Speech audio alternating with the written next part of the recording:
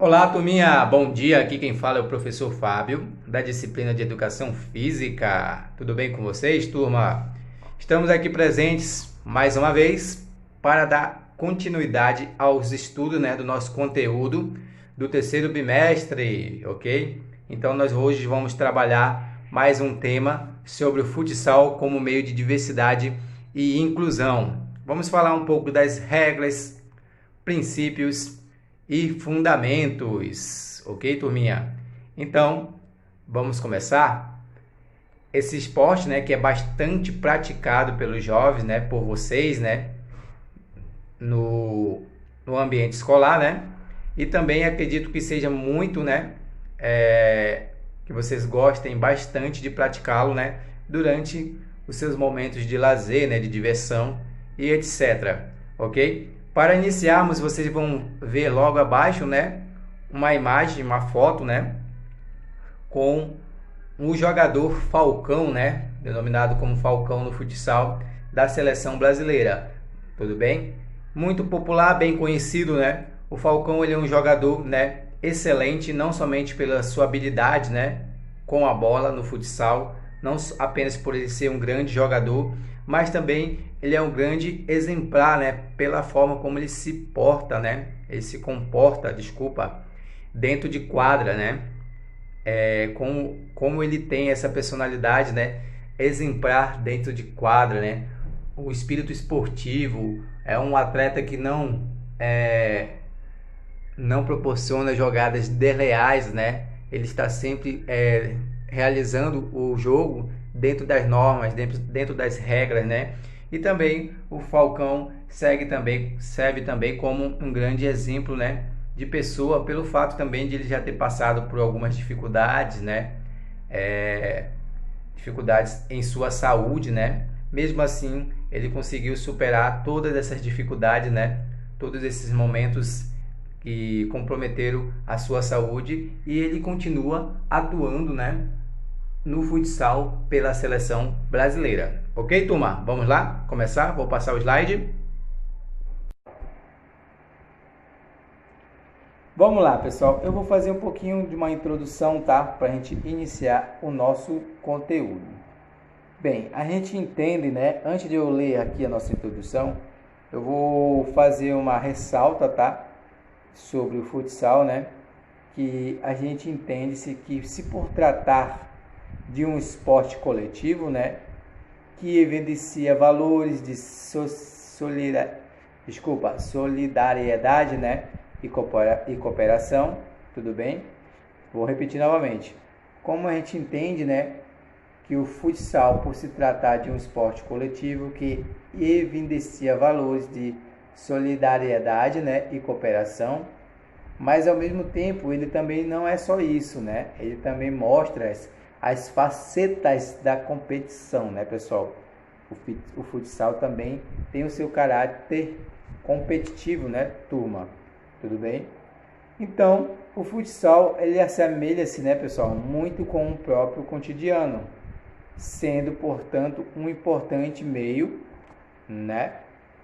ou um instrumento de preparação das pessoas para as variadas situações da vida e, consequentemente, é um agente do desenvolvimento social, já que possibilita todas as experimentações necessárias aos indivíduos.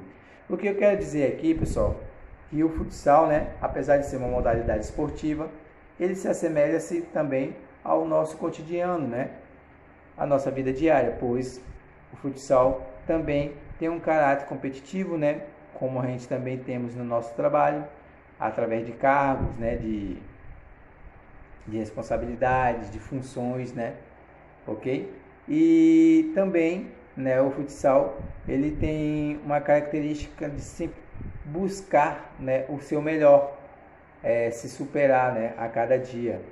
A mesma coisa nós temos na nossa situação de vida, A cada dia a gente precisa se reinventar, não é isso, pessoal? Procurar novos conhecimentos, novos meios, novas informações e etc. E da mesma forma que o futsal, um jogador de futsal, ele está sempre em desenvolvimento, ele é um agente de desenvolvimento social né? Pois ele está ali interagindo no meio do esporte com outros atletas, né? Da mesma forma, nós se situamos ao nosso dia a dia, seja numa instituição escolar, seja no meio de trabalho, seja no meio de lazer, né, pessoal? Então, a semelhança do futsal com a nossa vida cotidiana não é tão assim distinta, né? Ok? Vamos lá? Turminha, introdução. Esporte na escola é o esporte da escola. Reticência, né? Especialização precoce e diversificação, fragmentação de conteúdos e sistematização, quase não sai, desculpa, de conteúdos. Dentre os diversos e propostas idealistas que se contrapõem à realidade praticada na escola, como deveria ser trabalhado o futsal escolar? Então, turminha, nós fizemos aí uma introdução, né? Eu vou ler novamente, tá? Esporte na escola é o esporte da escola. Especialização precoce e diversificação, fragmentação de conteúdos e sistematização de conteúdos. Dentre os discursos e propostas idealistas que se contrapõem à realidade praticada na escola. Como deveria ser trabalhado o futsal, né, escolar. Então, turma, nós fizemos aí, né, uma ressalta, né, que o esporte na escola, ele tem uma especialização precoce, né, por parte dos alunos, também cobrado, né, sendo trabalhado pelos professores de educação física, diversificação, né, fragmentação de conteúdos e sistematização. Diversificação já não temos tanta, né, no modo de trabalhar, na metodologia de trabalhar, né, do futsal escolar, né? A fragmentação seria no caso, né, de nós pegarmos, né, nós trabalharmos esse esporte com um modelo sistemático, né, ou seja, um modelo padrão, ok, de conteúdos.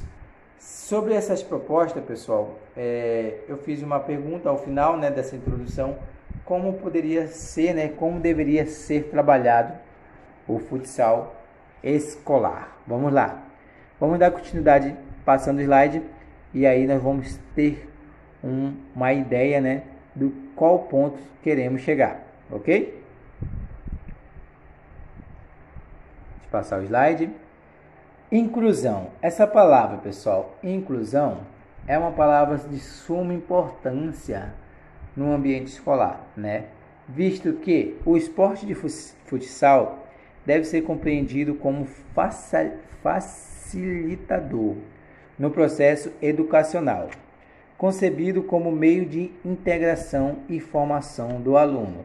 Ou seja, turma, nós professores, né, de educação física, temos a total responsabilidade de apresentar a modalidade de futsal para vocês, né, como forma, né, não apenas de um esporte, né, de uma prática esportiva, competitiva, né, tudo bem?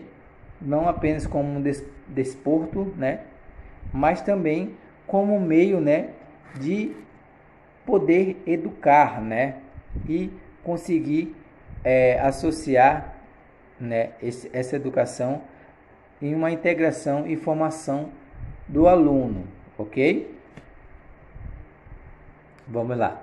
Há um problema grave constantemente presenciado na escola, pois os professores tentam, né, transformar crianças em atletas, ok? Como eu havia falado antes, né, o intuito do futsal, da modalidade de futsal na escola, não é apenas formar, né, pessoal, trabalhar atletas, tá?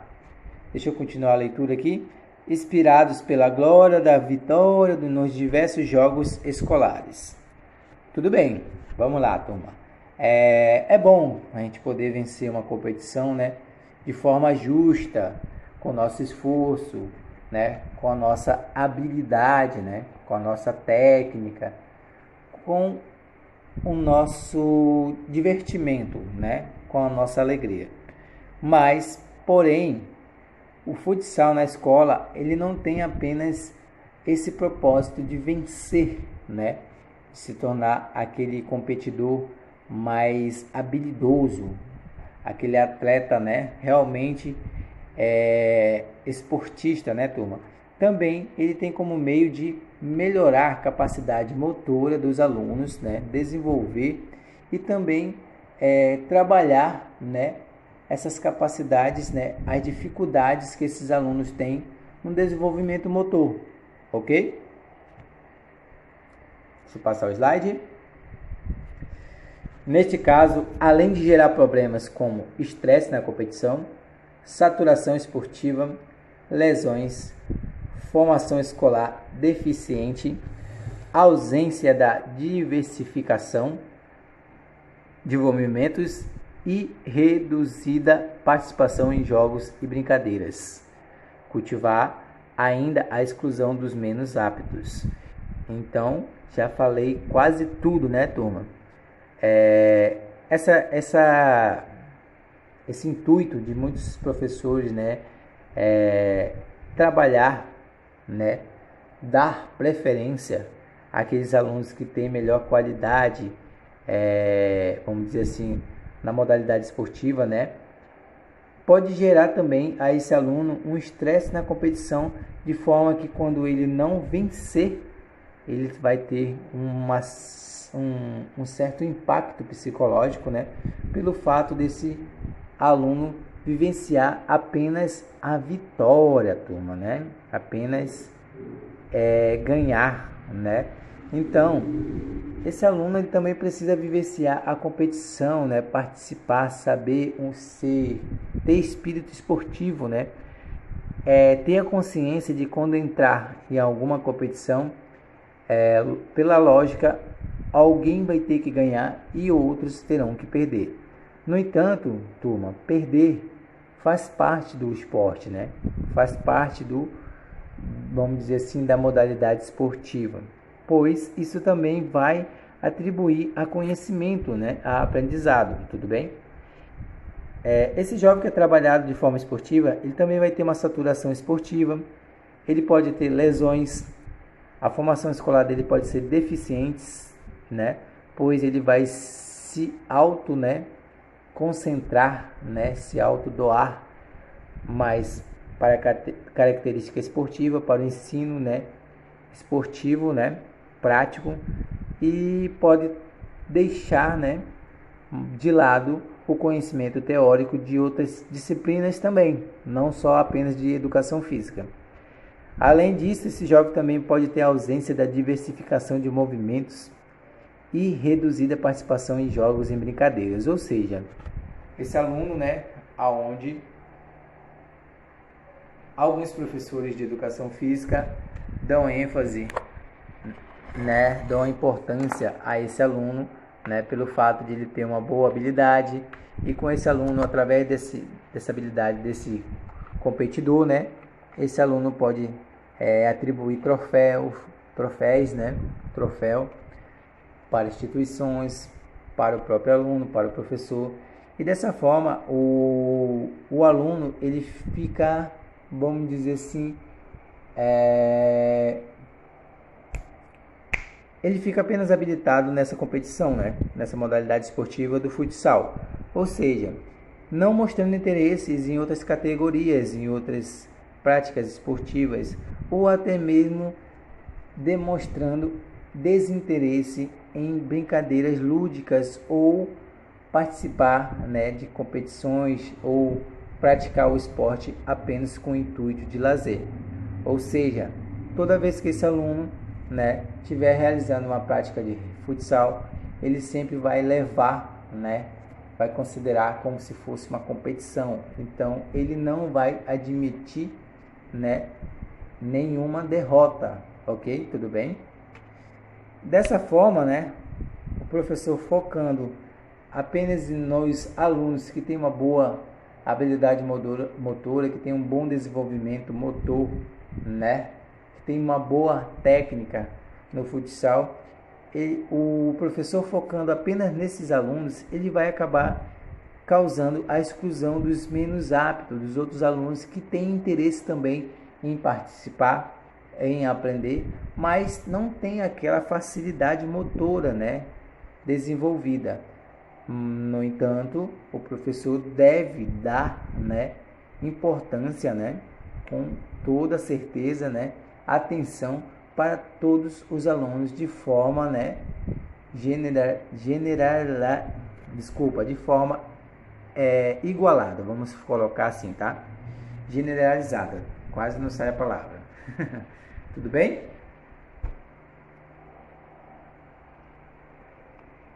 Então tá aí, turma. Essa figura, né, representa bem o fato, né, daquele aluno excluído, né, das práticas esportivas, não apenas de futsal, pode ser outras modalidades como voleibol, handebol, basquetebol, né, e etc. Em nenhum momento, tá, o futsal como meio de diversidade e inclusão, ele vai ser, né, trabalhado dentro da escola como forma de separar, né, ou excluir alunos de modalidades esportivas, tá, turma? Não podemos fazer isso, pois nós realizando essa atividade dessa forma, né, nós podemos, né, estar prejudicando na formação desse adolescente e desse jovem, tanto na formação na adolescência, né, turma? E ele vai gerar, né, levar isso para ele como a vida toda, tá, turma? Tudo bem? Então, fizemos uma pequena introdução, né, do futsal, como que ele deve ser trabalhado na escola, e ele deve ser trabalhado de forma, né, diversificada e como forma de incluir todos os alunos, né, sendo eles sexo feminino, masculino, sendo eles portadores de alguma deficiência, né, ok? Todos eles devem ser trabalhados de forma igual, ok? Tudo bem? Dessa forma vamos entrar no conteúdo de futsal, né, nos fundamentos, princípios e regras. Vamos começar pela quadra, tá, pessoal? Dimensões da quadra de jogo do futsal. Bem, a quadra será um retângulo tendo comprimento mínimo de 25 metros. Ok, turma? Então, a menor quadra de futsal, ela vai ter 25 metros, tá bom? De comprimento. E pode se expandir, né? Pode ter o tamanho também maior, até no máximo 42 metros, ok? Já na largura, né? Tudo bem? Já na largura, tá? Na largura, nós teremos de 16 a 25 metros. No mínimo 16, tá? Ou seja, largura mínima de 16 metros e máximo 25 metros de largura. Uma quadra, né, oficial de futsal terá essas medições, ok, turma? Continuando ainda falando sobre as dimensões da quadra de jogo, vamos lá. Para os certames nacionais nas categorias adulto e sub-20 masculinas, a quadra de jogo terá medidas de no mínimo 38 metros, ou seja, para certames nacionais nas categorias adulto e sub-20, tá? A quadra de jogo terá a medida de no mínimo 38 metros. Para as ligas futsal masculina e feminina, para ligas, tá, turma? As medidas da quadra de jogo, excepcionalmente, poderão ser definidas em reunião entre clubes, participantes e organização, constando obrigatoriamente, tá, nos regulamentos das competições. Para os certames nacionais nas categorias adulto, sub-20, sub-17 e sub-15 femininas, tá? Bem como nas categorias sub-17 e sub-15 masculinas, a quadra de jogo terá medidas de no mínimo 36 metros de comprimento por 18 metros de largura. Ok, turma? Tudo bem? Deu para entender? Tá? Com a área de escape de no mínimo 1,5 metro. Tudo bem?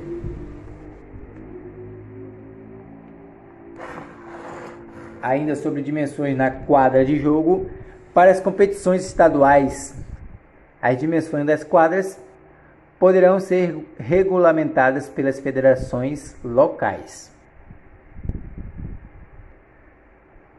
As quadras devem possuir obrigatoriamente em perfeitas condições de uso e visibilidade para o público, jogadores, membros da comissão técnica e para a equipe de arbitragem, tá? Para o mostrador, onde serão fixados ou indicados os gols da partida, e o cronômetro eletrônico para o controle do tempo de jogo. Ou seja, turma, as quadras têm que estar em perfeitas condições, né, de uso. Os placares, né, tudo bem, devem estar bem visíveis, né, para todo o público poder acompanhar. Fixados, né, ou com indicações, né, bem, vamos dizer assim, bem apresentáveis, tá, para todo público, não somente o público, né, participante, mas também para os atletas, os competidores, arbitragem e etc. Todos em geral poderem acompanhar e ter controle, né, tanto do tempo de jogo como controle, né, do placar do jogo também. Regras do futsal. Vamos entrar em regras, tá, turma? Nós falamos um pouco das dimensões, né? Ok?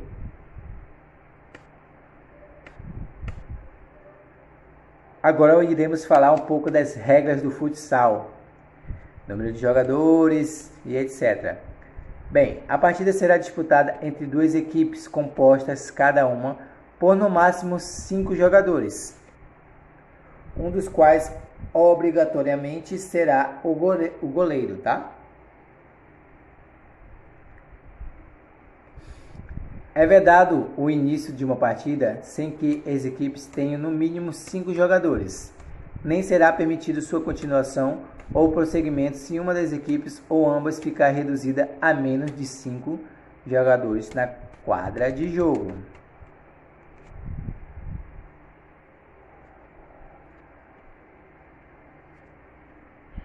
Regras do futsal, tá? Número de jogadores. Vamos lá. O número máximo de jogadores reservas para substituições é de 9, ok? Será permitido um número indeterminado de substituições a qualquer tempo de jogo, exceto durante os pedidos de tempo do técnico. Ou seja, né, turma? Pode haver as substituições, né? Ok? A qualquer tempo do jogo, tá? No entanto, não será permitido durante os pedidos de tempo, né, do técnico, tá? Para reuniões, né, ou para acertar alguma estratégia ou até mesmo para passar alguma, né, instrução aos seus atletas. Tudo bem? A substituição realiza-se quando a bola estiver em jogo ou fora, tá bom? Pode-se pedir o tempo técnico, tá? Aos seus jogadores, tá? Pelo seu técnico, ele pode pedir, tá? Esse tempo quando a bola estiver rolando ou fora de quadra, tudo bem?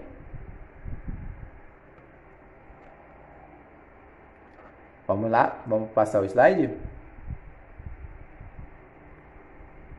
Duração da partida. O tempo de uma duração de uma partida será cronometrado, né? divididos em 2 períodos iguais, tanto no masculino como no feminino, e com intervalo de até 10 minutos para descanso entre os períodos, ok? Então, a partida será dividida, né, em 2 períodos iguais, tá? Sempre cronometrada, tá, turma? Isso tanto para a categoria masculina como a feminina, tá? Ou seja, se o tempo de duração da partida de futsal for de 40 minutos, será dividido 20, ok?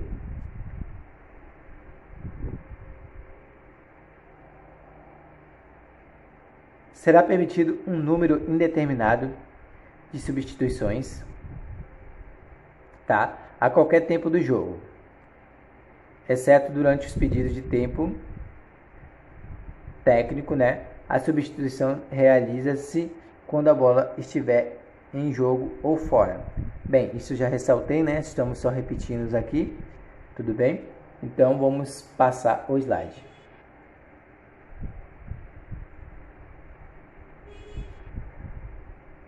O árbitro principal e auxiliar. Vamos lá? Bem, um árbitro principal é um árbitro auxiliar, tá? E um árbitro auxiliar, desculpa, deverão ser designados para dirigir uma partida, né, turma? Em suas funções, exercerão os seguintes poderes e deveres que as regras lhes outorgam. Tudo bem? Vamos lá. A. Aplicar as regras de jogo do futsal e decidir sobre qualquer divergência oriunda de sua prática, sendo suas decisões em matéria de fato finais e recorríveis, tá, pessoal? Desde que se relacione com o resultado da partida. Tudo bem? Então, os árbitros, né, turma, eles têm o poder de aplicar regras de jogo do futsal e de decidir qualquer divergência oriunda de sua prática, né? Sua decisão é, de fato, né, irrecorríveis, tá? Não tem como ser questionadas, né? Tudo bem? Desde que se relacione com o resultado da partida, ok? Suas funções, B, tá? Suas funções começam no momento de suas entradas no local onde se encontra a quadra de jogo, onde a partida será realizada, e terminam com a entrega de seus relatórios na entidade a que estiverem vinculados ou a serviço. Então, vou passar o slide, tá? Para a gente continuar. Árbitro principal, tá? E auxiliar. Vamos lá, ainda falando sobre arbitragem, tá, pessoal? Ok? Vamos lá. Relata todos os incidentes que ocorrem antes, durante e após a partida. Ok?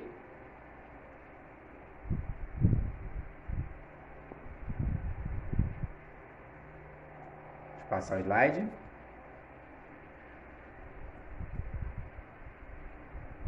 Os árbitros principal e auxiliares terão poderes irrestritos, tá? Para interromperem a partida em virtude de qualquer infração às regras, ok? Suspenderem ou terminarem a partida por motivo de más condições atmosféricas, interferências de espectadores ou de qualquer fato que imponha tal medida, sempre que assim julgar conveniente, devendo, neste caso, relatarem o ocorrido com precisão, observado o prazo estipulado pela entidade sob cuja jurisdição a partida estiver sendo disputada. Ok, turma? Então, o árbitro, né, pessoal, ele é a hierarquia maior da competição, ok? Tudo bem? Pois ali ele terá o poder, a qualquer momento, né, de suspender a partida por qualquer eventualidade, né? Por qualquer, vamos dizer assim, imprevisto que venha comprometer, né, o desenvolvimento da partida ou a integridade dos atletas, como também a integridade do público, ou também dificultar, né, a competição no ambiente onde se encontram, tudo bem?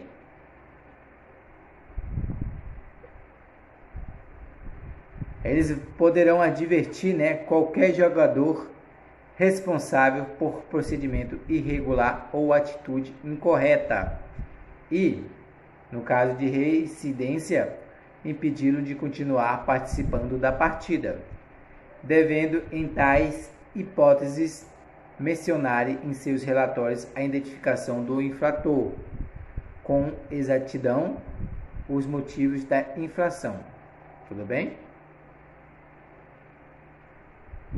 Ou seja, né, turma, ele vai advertir qualquer atleta, né, qualquer jogador, qualquer competidor, tudo bem, de forma a impedir, né, que tal característica ou situação se estenda, né, e venha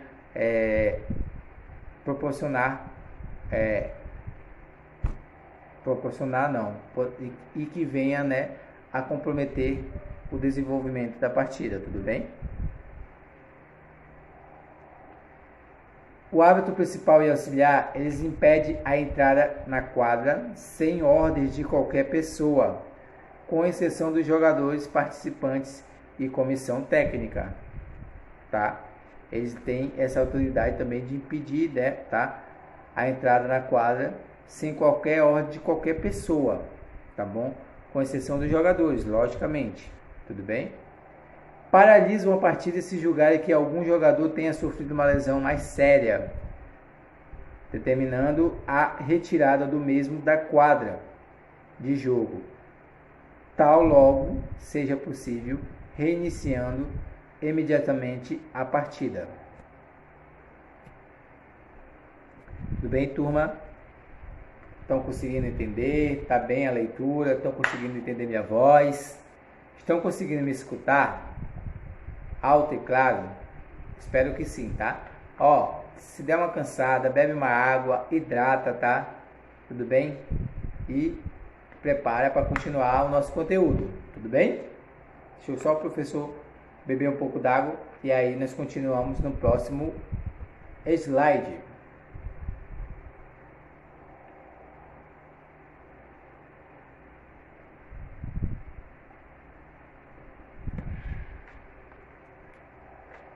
Vamos lá? Vamos falar sobre o cronometrista, né? E o anotador. O cronometrista, tá? E o anotador exercerão suas funções numa mesa do lado de fora da quadra de jogo, próximo à linha divisória do meio da quadra, junto à zona de substituição. Vocês podem ver na imagem abaixo, né? Os dois árbitros, tá? O principal, ok? Tudo bem? Né? E o seu auxiliar. E aí na mesa nós temos, né, o cronometrista e o anotador. Tudo bem?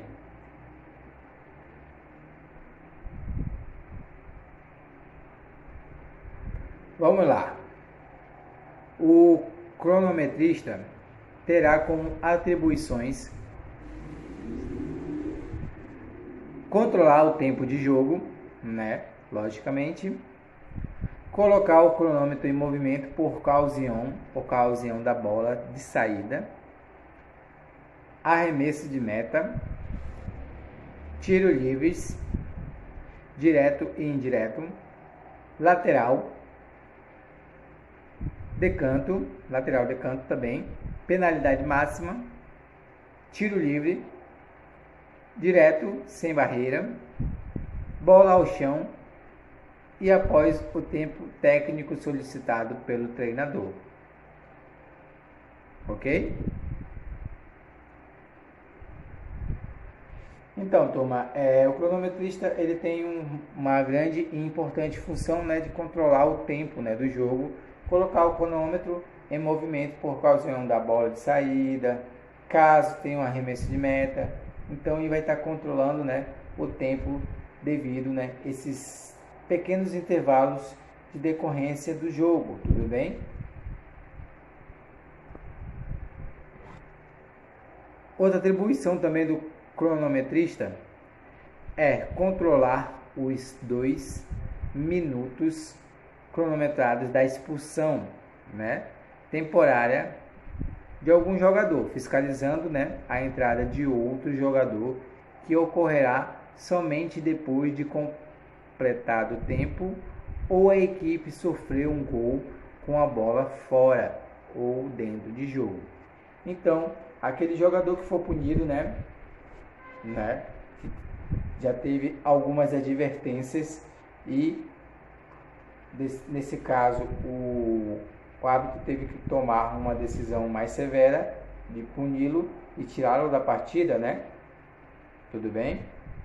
Ele vai controlar esses 2 minutos, né, até o outro jogador poder entrar no seu lugar, entrar no lugar do atleta que foi punido, né, do competidor que foi punido, ou no caso de a equipe adversária, ou no caso da equipe do atleta que foi punido sofrer um gol, ele poderá logo, né, adentrar a partida novamente, tudo bem? Ele não vai precisar cumprir os 2 minutos, tá, de expulsão temporária, ok? Caso a sua equipe sofrer um gol, sendo que a bola esteja dentro da quadra ou fora, ok?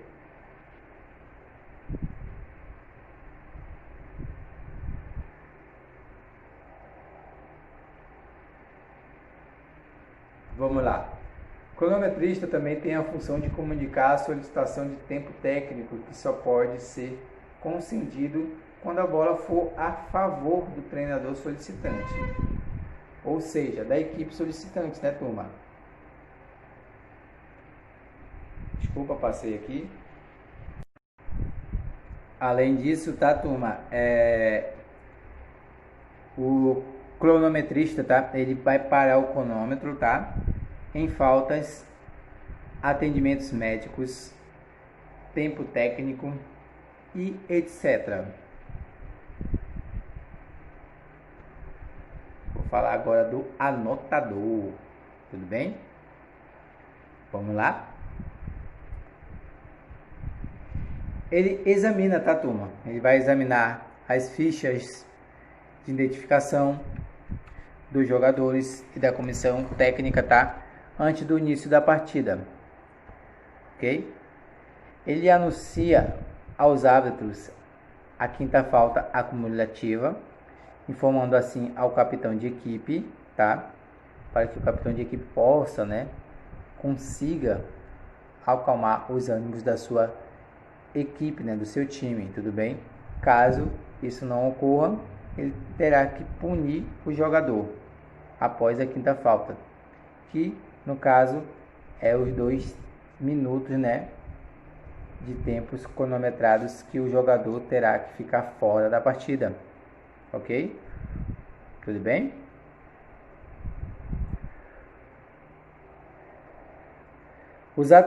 Usar, né, tempestivamente seu apito para comunicar qualquer substituição. O anotador ele tem um apito diferenciado, né? O som dele é diferente do apito do árbitro principal, tá? Da forma que assim ele consiga chamar a atenção do árbitro principal, tá? Tudo bem? Para comunicar qualquer substituição de jogador feita irregularmente.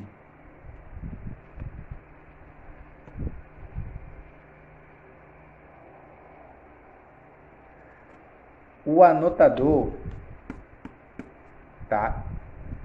Ele anota na súmula de jogo o número de registro e de camisa dos jogadores de cada equipe participante da partida. Marcadores de gols, ok? Impedimento, no caso de impedimento, é bem simples, né, de entender que no futsal não existe impedimento, Tudo bem, turma? Ó, estarei deixando aqui o exercício, tá? Para vocês fazerem, realizarem, tudo bem? Como forma de fixação do conteúdo, ok? E logo após também estarei passando um pequeno vídeo só para fortificar, né, o nosso conteúdo para melhor entendimento, tá? Dos fundamentos, regras e do futsal como forma de inclusão e diversidade, né, pessoal? Tudo bem? Vou ficando por aqui e até a próxima videoaula com vocês. Ok, alunos? Tchau, tchau e até a próxima aula. No vídeo de hoje nós vamos falar sobre os fundamentos do futsal, os fundamentos técnicos do futsal. Vamos lá, pessoal. O que é e quais são os fundamentos do futsal?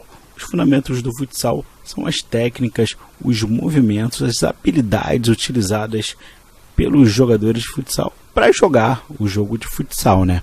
Alguns exemplos de fundamentos do futsal é o domínio da bola, o controle de bola, a condução de bola pela quadra, o passe, o chute, né, a finalização ao gol, o drible e a finta.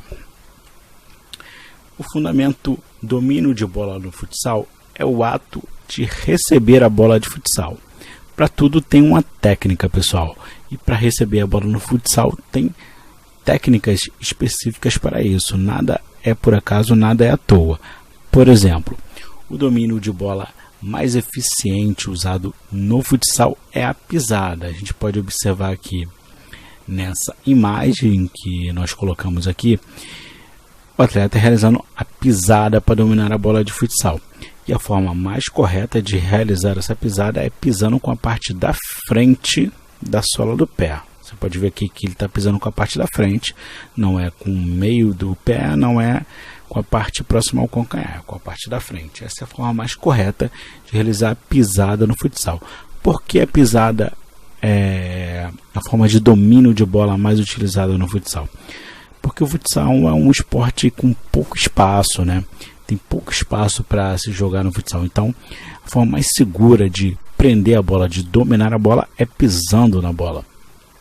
Porém, o domínio de bola no futsal não é feito só com a pisada, né? Você pode fazer o domínio com o peito, com a coxa, com a cabeça e com outras partes do corpo até inusitadas, desde que não sejam partes do corpo proibidas pela regra, né? Você não pode dominar a bola com a mão no futsal, né? Isso é proibido pela regra.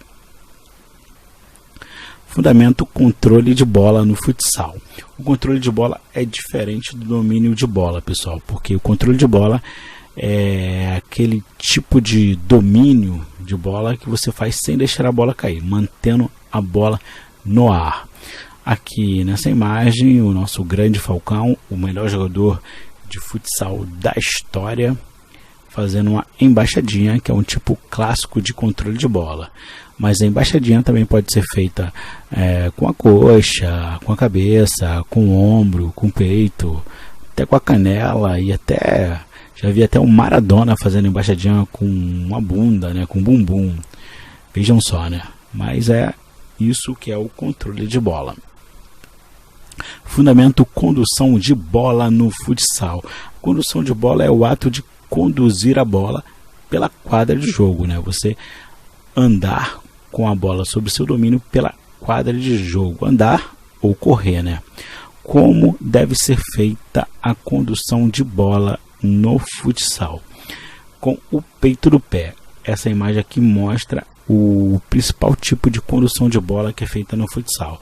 Você vai levando a bola bem próxima ao seu pé, como está escrito aqui, bem próximo ao seu pé, pela quadra. É o jeito mais usado, o jeito mais seguro de fazer a condução de bola no futsal.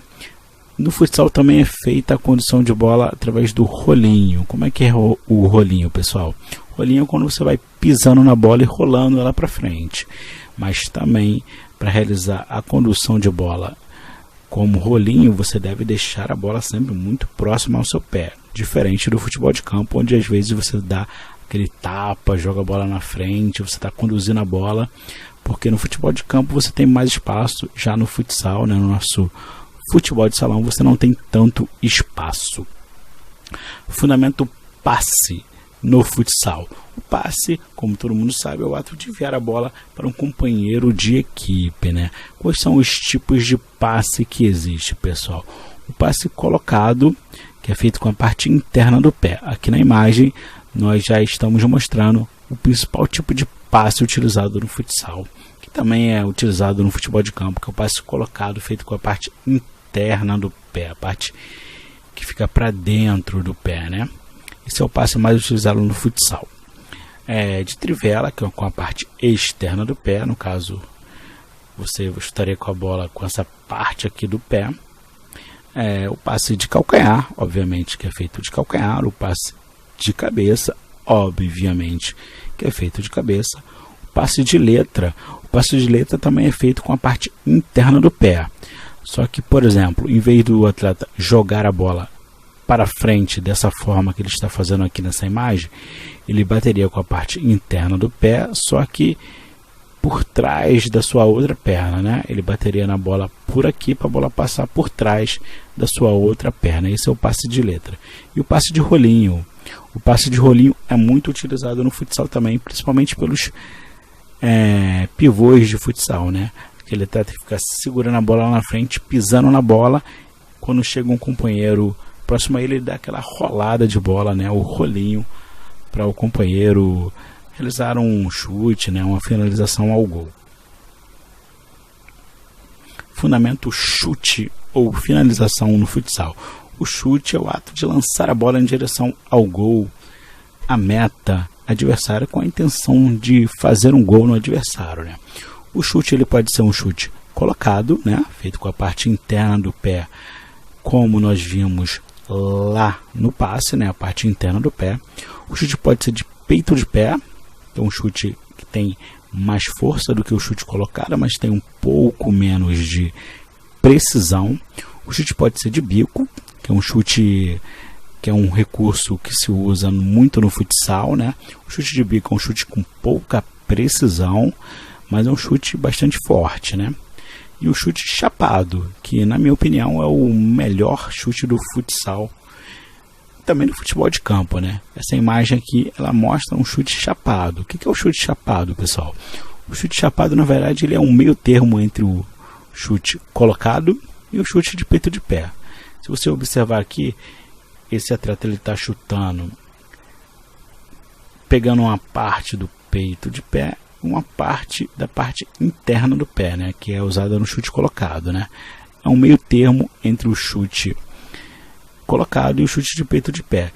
Ele é um chute que consegue imprimir uma boa força e uma boa precisão. Por isso, na minha opinião, é o melhor chute a ser realizado dentro de uma partida de futsal. Então eu digo para vocês, treinem chute chapado. Esse é o melhor chute para o futsal. Fundamento drible no futsal, pessoal. O drible é o ato de passar por um marcador dominando e conduzindo a bola, ok? Então no drible, pessoal, você tem que estar com a posse da bola, ok? O drible é feito com a posse da bola. Quais são as características do drible? Primeira coisa, para você driblar, você tem que ser criativo, você tem que usar a criatividade, você tem que enganar o seu marcador, né? Além disso, você tem que fazer mudanças de direção, né? Direita, esquerda, para frente, para trás. E você também tem que ter velocidade, né? Dificilmente, se você não for ágil, se você não tiver uma boa velocidade de reação, você vai conseguir realizar dribles, né? A velocidade é um fator muito importante para o drible, mas eu acho que o principal fator para o drible é a criatividade. Você tem que ser criativo para ser um bom driblador. Fundamento finta no futsal. O fundamento finta no futsal é diferente do fundamento drible, pois ele é feito sem o domínio da bola, pessoal. Também conhecido como drible de corpo. Entenda, pessoal, você não está com a bola não está com você quando você vai realizar uma finta. Mas, por exemplo, um companheiro de equipe passa a bola para você, você ameaça chutar e deixa a bola passar para o outro companheiro. Você fez uma finta, um drible de corpo. Um companheiro seu passa a bola para você, você ameaça ir na bola, trava o movimento no meio, deixa a bola passar, enganando o seu adversário e pega a bola do outro lado. Isso também é um drible de corpo, isso também é uma finta. Então, pessoal, a diferença da finta para o drible é que a finta é feita sem o domínio da bola, pessoal. Ok? Então esses, pessoal, são os fundamentos básicos do futsal. Surgiu o futsal, pessoal. Bem, amigos, o futsal surgiu em 1934 em Montevidéu, no Uruguai. Naquele período, o futebol de campo começava a ser adaptado às quadras, principalmente às quadras de basquete e aos salões. A principal instituição que incentivou a criação do futsal foi a ACM de Montevidéu, a Associação Cristã de Moços de Montevidéu. Quem foi que criou o futsal? Quem foi o criador do futsal e das primeiras regras? Foi o professor Juan Carlos Seriani, que é esse senhor aqui que aparece na foto. Ele era professor da ACM de Montevidéu e ele foi quem formalizou as primeiras regras do futsal, do futebol de salão, que na época ele não chamou de futebol de salão, ele chamou de indoor futebol, ok? Vamos dar prosseguimento agora para a gente falar de como o futsal foi disseminado pelo mundo. Ainda na década de 30 ocorreu o Instituto Técnico da Federação Sul-Americana das ACMs, né, que é a Associação Cristã de Moços, promoveu um curso onde foram distribuídas as regras do futsal criadas pelo professor Seriani, ok?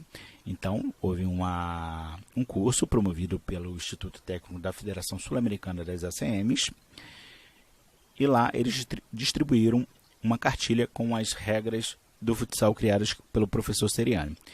E nesse curso havia representantes brasileiros que trouxeram essas regras para o Brasil. E como foi a origem do futsal no Brasil?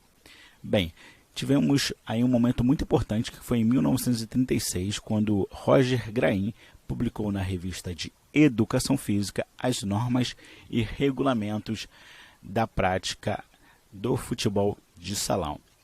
É bom dizer aqui também que existe algumas versões que dizem que o futebol de salão começou a ser praticado no Brasil na década de 30 e não no Uruguai. Porém, a versão mais aceita é a versão que ele foi originado no Uruguai e não no Brasil. E essa publicação do Roger Grain, em 1936, foi muito importante porque ela ajudou a disseminar o futsal pelo país, pelo Brasil. Agora vamos falar das primeiras competições no Brasil. Bem, a Liga de Futebol de Salão do Departamento de Extensão da ACM foi uma instituição que organizou o campeonato aberto na cidade de São Paulo. Nesse campeonato participaram clubes recreativos e outras associações. Esse é considerado o primeiro campeonato formal de futebol de salão que aconteceu no Brasil. Ok, pessoal? Dando prosseguimento agora para falar das primeiras entidades oficiais do futsal no Brasil. Vamos lá, com calma aqui. Em 1954 surge a Federação Metropolitana de Futebol de Salão do Rio de Janeiro, a primeira entidade oficial do futsal no Brasil. Foi a Federação Metropolitana de Futebol de Salão do Rio de Janeiro. Logo no ano seguinte, em 1955, surge a Federação Paulista de Futebol de Salão. Um dos fundadores foi Habib Mahfouz, que também foi o primeiro presidente da Federação Paulista de Futebol de Salão. Esse rapaz aqui é o Habib Mahfouz, fundador da Federação Paulista de Futebol de Salão e também um grande incentivador do esporte. Ele colaborou com Luiz Gonzaga de Oliveira Fernandes, que é considerado o autor do primeiro livro de regras do futsal editado no mundo, pessoal. dando prosseguimento agora para falar do primeiro campeonato brasileiro de futebol de salão. Bem, para falar disso, nós temos que falar que em 1958, a Confederação Brasileira de Desportos, a CBD, fundou o Conselho Técnico de Futebol de Salão. Pessoal, a CBD era a organização brasileira que controlava todos os esportes no país, ok? Por isso, ela foi a responsável de criar o Conselho Técnico de Futebol de Salão para organizar o futebol de salão no país. Era necessário, na época, aperfeiçoamento das regras e unificação das regras, porque o futebol de salão era praticado de formas e com regras diferentes em estados diferentes do Brasil. Aí, em 1959, em São Paulo, ocorreu o Campeonato Brasileiro de Seleções de Futebol de Salão, seleções estaduais de futebol de salão. E nesse primeiro Campeonato Brasileiro de Futebol de Salão, a seleção do Rio de Janeiro foi a primeira campeã brasileira de futebol de salão. Prosseguindo aqui para falar da criação da Confederação Sul-Americana de Futsal. Isso ocorreu em 1969 em Assunção, no Paraguai. E nesse momento o Brasil estava representado e participou da fundação da Confederação Sul-Americana de Futsal. E logo depois veio a criação da primeira Federação Internacional de Futsal, que ocorreu aqui no Brasil em 1971, em São Paulo. Ok? Então, o Brasil foi grande protagonista do futsal em todos os momentos da história, até na criação da primeira Federação Internacional, que é a FIFUSA, né? A FIFUSA tinha esse símbolo aqui, foi fundada em 25 de julho de 1971, ok? Vamos lá para falar da fundação da Confederação Brasileira de Futsal. Veja bem, nós já tivemos a fundação da Confederação Sul-Americana, da Federação Internacional, mas ainda não tínhamos uma Confederação Brasileira de Futebol de Salão. Por quê? Porque na época, como eu já falei aqui nesse vídeo, a CBD é quem controlava todos os esportes, então não permitia a criação da Confederação Brasileira de Futebol de Salão. Com o fim da CBD, em 1979, aí sim pôde ser criada a CBFS, que existe até hoje, que é a Confederação Brasileira de Futebol de Salão, que é quem controla o futsal no Brasil. Aécio de Borba Vasconcelos foi o primeiro presidente da CBFS, pessoal. Vamos lá. Agora falar das primeiras competições internacionais de futsal, de futebol de salão. Já em 1980, houve o Pan-Americano de Futebol de Salão no México. E adivinha, o Brasil foi o campeão. Em 1982, aí um grande marco na história, o primeiro campeonato mundial de futebol de salão organizado pela FIFUSA, que era a Federação Internacional de Futebol de Salão. E ele ocorreu aqui no Brasil também e o Brasil foi campeão. Essa foto aqui é desse primeiro campeonato mundial de futebol de salão onde o Brasil foi campeão, ok? Aí, 3 anos depois, em 1985, foi realizado o segundo campeonato mundial de futebol de salão na Espanha. E adivinha, de novo, o Brasil campeão. O Brasil dominando totalmente o esporte no seu início, nos seus primeiros campeonatos mundiais. 3 anos depois, em 1988, houve o terceiro campeonato mundial de futebol de salão na Austrália. E aí nós tivemos o Paraguai quebrando a hegemonia brasileira, sendo campeão mundial daquele ano. Agora vamos falar de um momento marcante na história do futebol de salão, que é a migração do futebol de salão para o futsal, que é o que temos hoje. Bem, para você entender essa história, você tem que entender o seguinte. A FIFUSA, até 1989, controlava o futebol de salão, né? Era a Federação Internacional de Futebol de Salão. A FIFA controlava um outro esporte chamado de futebol de 5, ok? A FIFA começou a articular uma fusão do futebol de salão com o futebol de 5. Como a gente vê aqui nessa manchete, havia negociações da FIFA com a FIFUSA para a fusão do futebol de salão com o futebol de 5, para a FIFA passar a controlar o futebol de salão. E daí, dessa fusão, surgiu em 1989 o futsal, que é o que temos hoje. Mas não foi uma fusão assim muito amigável. Como a gente viu aqui nessa reportagem, grande parte da FIFUSA não queria essa fusão e foi meio que um racha aí. Algumas federações nacionais aderiram, inclusive a do Brasil, que a gente vai ver agora como foi isso. Bem, agora falando aqui da primeira Copa do Mundo de Futebol FIFA, que aconteceu já em 1989. Essa Copa do Mundo aconteceu na Holanda. Essa imagem aqui que você vê nessa foto é da Copa do Mundo, né? Da final da Copa do Mundo, que aconteceu entre o Brasil e a Holanda. A CBFS, aí um grande momento histórico do futebol de salão, do futsal, aderiu ao futsal da FIFA e autorizou a participação do Brasil nessa Copa do Mundo de futsal da FIFA. Porém, o Brasil não foi representado por uma seleção nacional de fato, né? Foi a equipe do Bradesco do Rio de Janeiro que representou o Brasil nesse campeonato, ok?